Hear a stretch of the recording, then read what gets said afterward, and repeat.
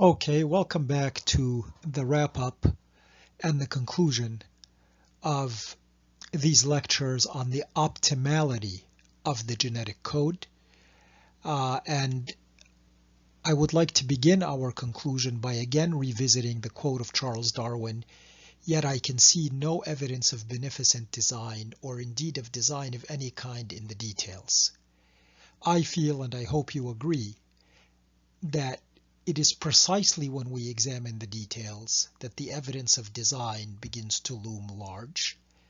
And let us now get to the punchline.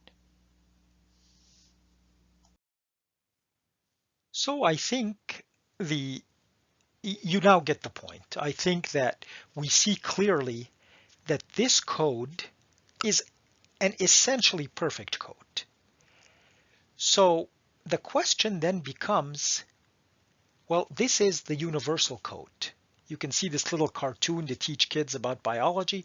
What does the DNA of all these organisms have in common? Well, they all share a universal genetic code. And this code you'll find in biology books is called nearly universal. There are a few minor variations in mitochondria and so forth, but it is essentially a universal code. And it is the universal code which has been there since the beginning of life. So the question becomes, when biology teaches us that when we see something like an eye and we say, wow, this is a nearly perfect structure, how could that be? Biology says, standard biology, that, well, this is the result of the long process of evolution through minute random changes, minimal random improvements that are plucked out by the process of natural selection. So the question then becomes, how is it that we end up with a nearly perfect code right off the bat when there has been no time for it to evolve? How do we begin with an optimal code? That certainly flies against the notion that optimality is the result of the long, gradual, random process of evolution. And to flesh out this question, or to kind of spotlight this conclusion, we want to ask, how old is the genetic code? And this question, or this analysis, was undertaken by a group led by Professor Manfred Eigen. He's a Nobel laureate in chemistry, by the way. And their analysis was attempting to examine the notion that the genetic code could be of extraterrestrial origin, meaning that life began somewhere else and was transported to Earth. This is a theory that some people hold, among them a very famous astrophysicist named Fred Hoyle, for example. But in any case, they did a very sophisticated statistical analysis, and their conclusion in their paper is that you can see it in the little blurb I've put here. It is concluded that the genetic code is not older than, but almost as old as our planet. And I've plucked out one sentence from the paper. The code cannot be older than 3.8 plus minus 0.6 billion years. So their estimate was that this is roughly how old the genetic code is, 3.8 billion years. How old is life on Earth? The best estimates is that it is about 3.86 billion years. So this code was there at the beginning in a nearly perfect condition. How can that be if it was not intelligently designed to be so? And I think this analysis really speaks for itself in support of intelligent design. Now, one final issue to touch on. Let's look at the title of this paper, Origin and Evolution of the Genetic Code, the Universal Enigma. And if you take the time to sort of read some of this paper, they are saying that the code is essentially a universal code and that it is nearly perfect in terms of robustness to translational errors, other errors, and so on. And they say that this, in parentheses, nearly perfect standard code is universal. And that is another enigma. Why, how is it that we began with a nearly perfect code? And why is it that this code is universal? We see everything else on the planet very varied in terms of life.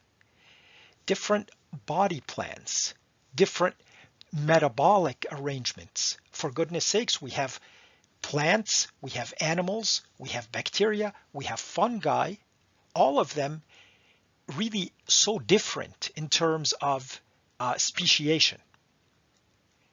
And we've already seen through the mathematical analyses that there are numerous possible genetic codes. We saw those bell curves.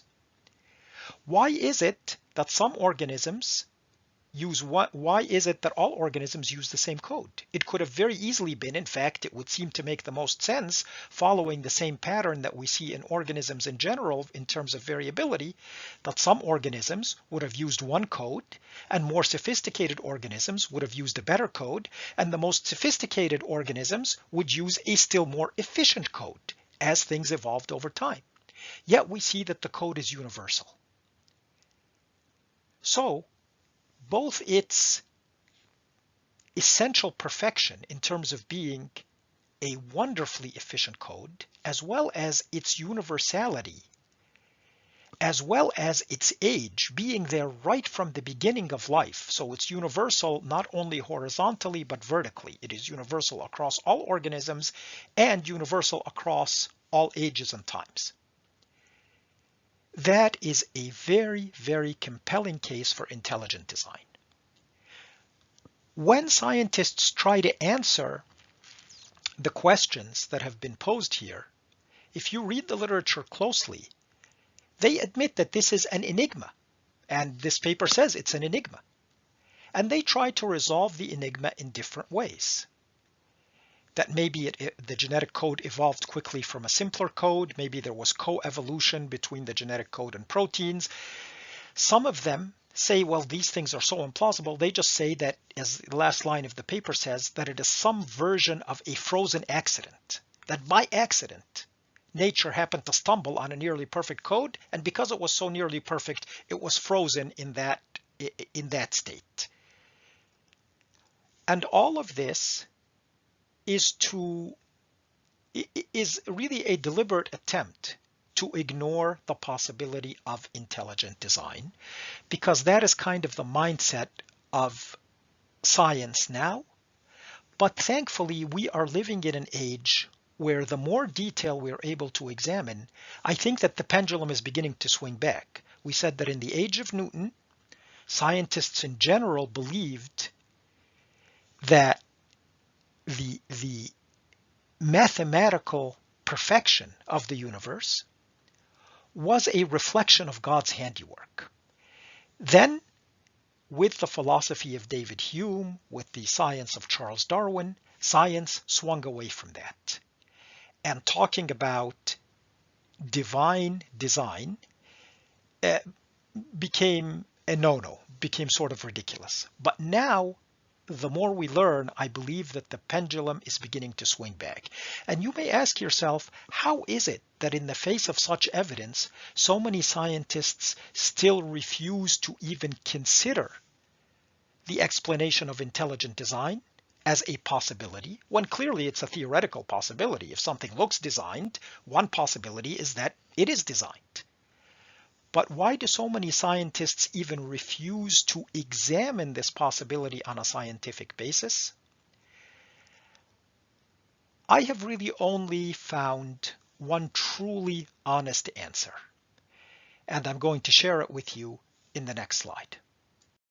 This answer was given by George Wald, Nobel laureate in physiology and medicine in 1967. He basically stated that the reason is philosophical, and his quote speaks for itself. He says, quote, "I will not believe that philosophically," meaning that is intelligent design. "I will not believe that philosophically because I do not want to believe in God. Therefore, I choose to believe in that which I know is scientifically impossible."